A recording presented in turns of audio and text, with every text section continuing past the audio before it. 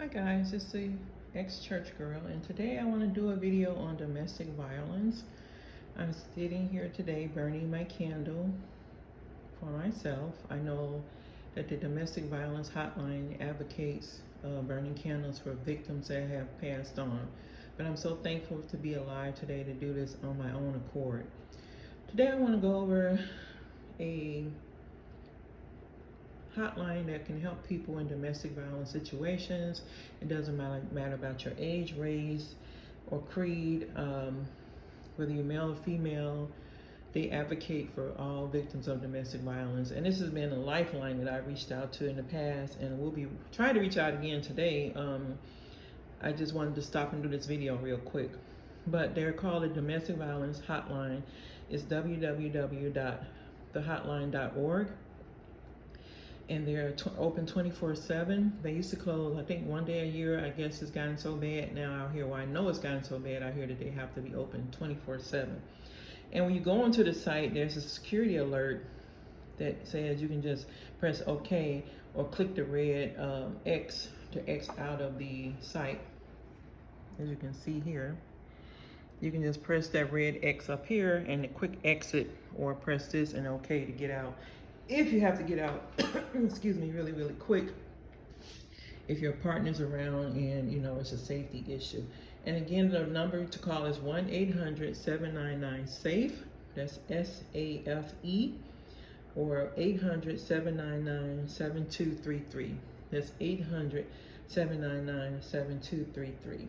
And today I want to go over a little bit about domestic violence, because something just came to me and just like, you know what, you probably need to read some of this information to people, because I realize that a lot of people may not be able to read as well as I do, and that's not a slight, but it's to help people understand that there is hope out here. Because I keep wondering, asking myself, why are so many young women becoming victims of domestic violence? And it just came to me to start reading from the website. So if you're part of the domestic violence hotline, this is to help people who don't read well to understand what abuse is. So the first part is understanding relationship abuse. We're all affected by the issue of domestic violence. To understand relationship abuse, and this is fair use.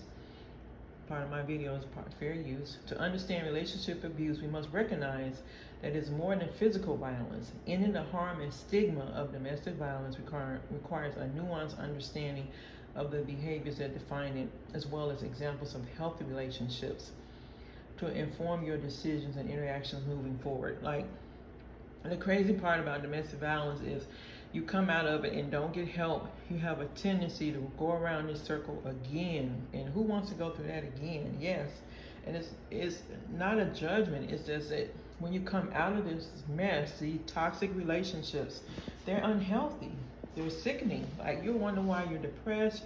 You have so much anxiety, why you're feeling sick all the time, why your head hurts, like why you don't sleep properly. It's because you're in a bad relationship. Because healthy relationships let you blossom. They allow you to be yourself. They don't take away from you. Whereas a toxic relationship, all it does is bind you up in a knot. You have so many sicknesses going on in your body, and you can't even function. So what does a healthy relationship look like? A healthy relationship means both you and your partner are talking to each other, that's communicating, respectful to each other, you trust each other, you're honest with each other, you're equal to each other. There's no big I, big me in a healthy relationship. You both equally love and adore each other. You enjoy personal time away from each other. You make mutual choices. Like, there's not a lot of back and forth with arguments. I'm not saying you won't have a disagreement, but physically fighting and verbally fighting, that's unhealthy. And you're on the same page financially, like your economic and financial partners. Like, that person won't take away from your finances, and you're not taking away from theirs. Like they'll take you out on a date, they'll treat you, and then sometimes you may want to treat them, but it's not like all the time you're always treating them, you're always pulling money out of your pocketbook or out of your wallet. That's healthy. This is a healthy relationship, and we really want to focus more on the healthy, because A lot of times people just don't understand that when you're in a bad relationship, we think it's healthy because that's the norm for us. And this is what an unhealthy relationship looks like. Unhealthy means you may be in an unhealthy relationship if your partner is not communicating. They shut down. They don't want to talk after a disagreement. They don't like what you're wearing, so they stop talking to you for an hour, 2 hours, or 3 days. Disrespectful. They come to you at all kind of sideways positions and saying things mean to you, mean-spirited. They're just toxic. They're not trusting. They're always jealous, always wondering what you're doing, always trying to figure out why you're not at home, why you're doing this, why you're doing that. It's just chaos. Dishonest. They lie, and tell more lies. You can say the sun is bright and clear outside. They're going to swear it's purple. They just never, ever can tell you the truth 100%. They're always lying. And they trying to take control is unhealthy. That's another aspect. They want to maintain control of your life, and then they can't even run their own life. Only spending time together. This is a big one. They don't allow you to do anything outside of yourself. And don't think because all of these are not present, it doesn't mean that you have a healthy relationship. If any one of these are present, you're in a very unhealthy relationship.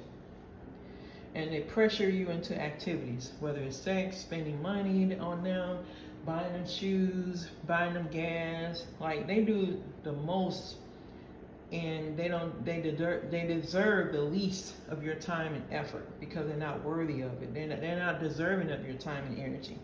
And unequal economically. Like, they want to have some kind of financial control over you, so that means that they hoard their money, they don't help you, they ignore you. And I'm not saying a man, you're entitled to a man's money, but I'm just saying if you have a child together or you're in a relationship, it should be some kind of equality there. Like, you should not be the only one giving all the time, and that's where it goes bad.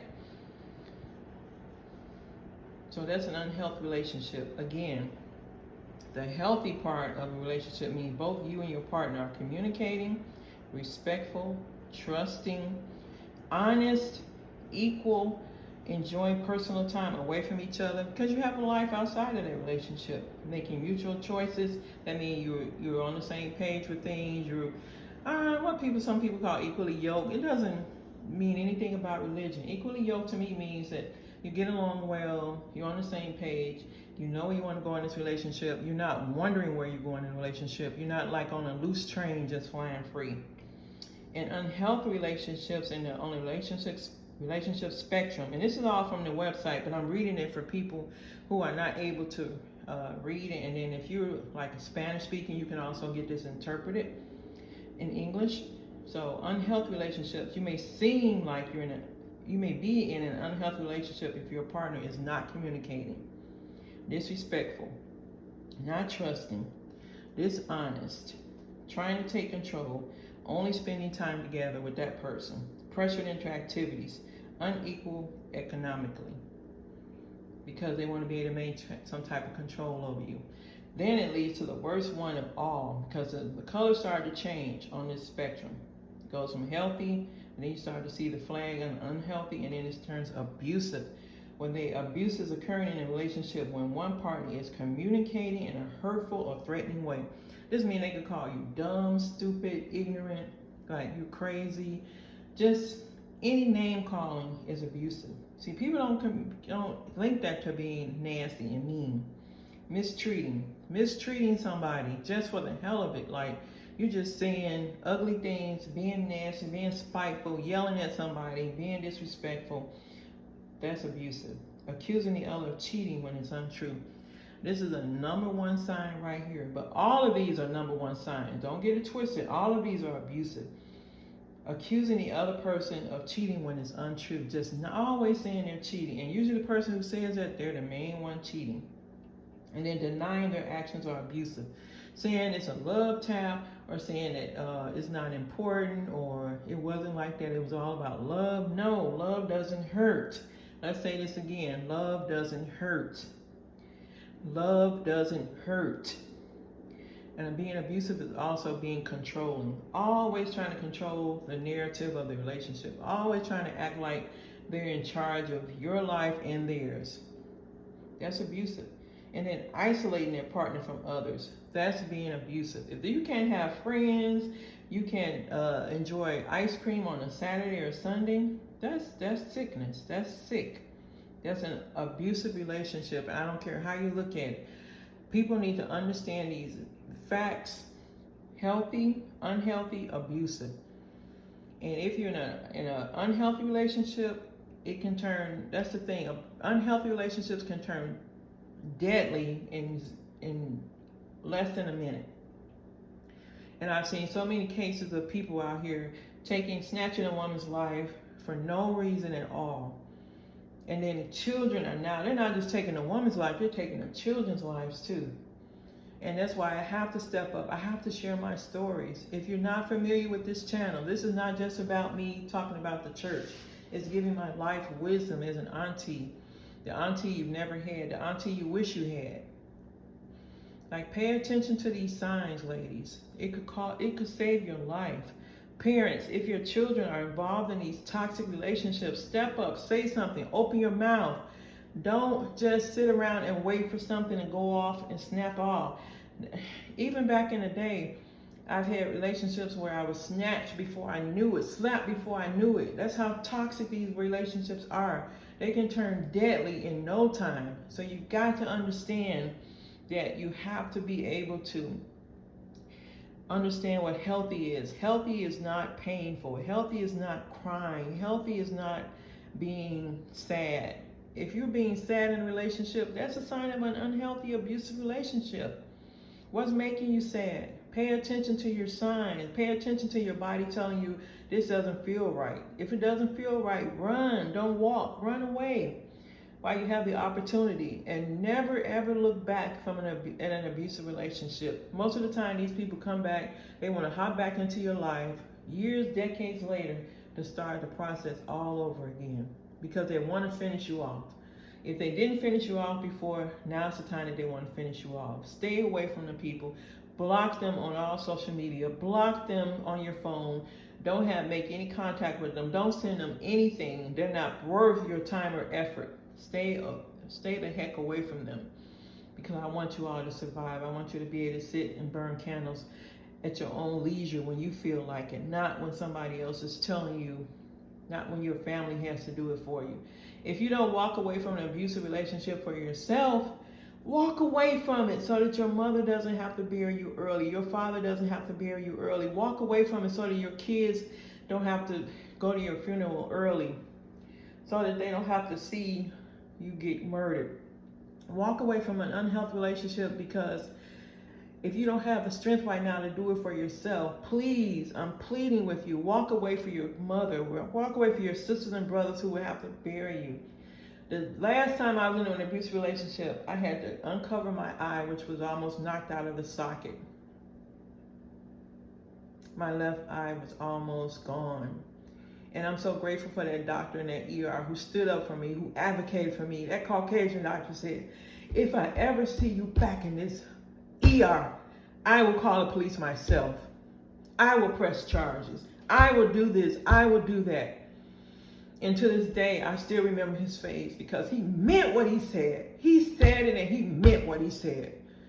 And I have not been in another abusive relationship since that time, because I started to see the red flags up front. I started to understand my value. I started to see the importance of me staying around. Because when I took that dressing off my eye, that shield off, they had to cover my left eye with an eye shield, because it was 1/4 of an inch more, that eye would have been gone. I would have been blind in my eye. That's how severe it was.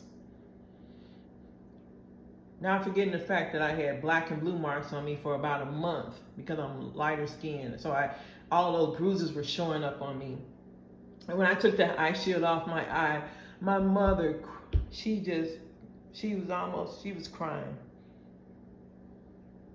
And to have to stand there as a woman in my 30s and show my mother my busted eye. How dare I impose that negativity on my mother. How dare I put my mother through that? How dare I show my mother that I wasn't capable of keeping myself safe as an adult woman? How dare I took that jibe to my mother and I showed her my eye with my kids standing there.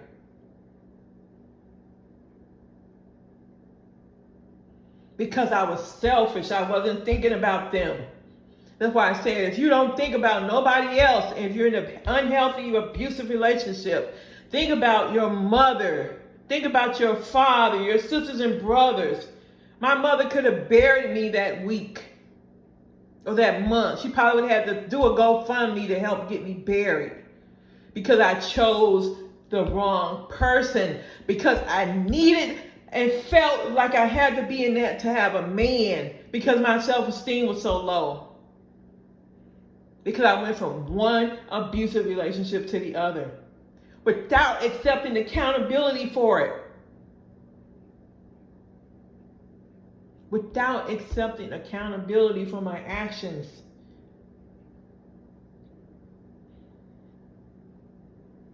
Oh, if you can't walk away for them, for yourself, walk away for them.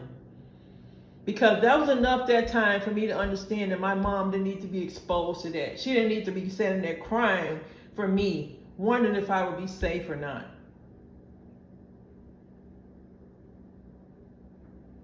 And I'm saying this in love because I love you. I want you to stay here. I want you to raise your children. I want you to see your grandchildren and great-grandchildren and great-great-grands. I want you to be here to burn your own candles. I want you to be here to love on your family, to love on your kids. Because these men nowadays, they're taking your kids, they're killing your kids. They're not just killing the women, they're killing the children. We've got to do better. We've got to do better. And for the men in abusive relationships, they suffer too. They suffer. They suffer even, sometimes probably even more because they can't expose it. If you don't want somebody, keep your filthy hands off of them. Don't put your finger in nobody's face. Don't you dare spit on anybody. Don't you dare curse anybody out. Don't you dare raise your voice to anybody and degrade them because you're unhealthy. Go and get the help you need. If you can't get help, stay out of relationships.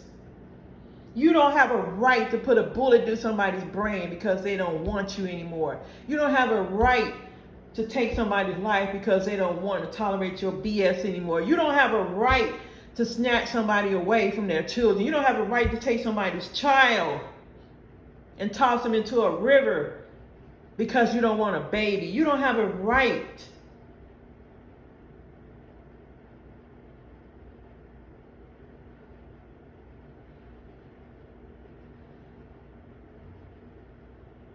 That's all I have to say for this video. I'll be back later with more talking about healthy relationships. Thank you for watching.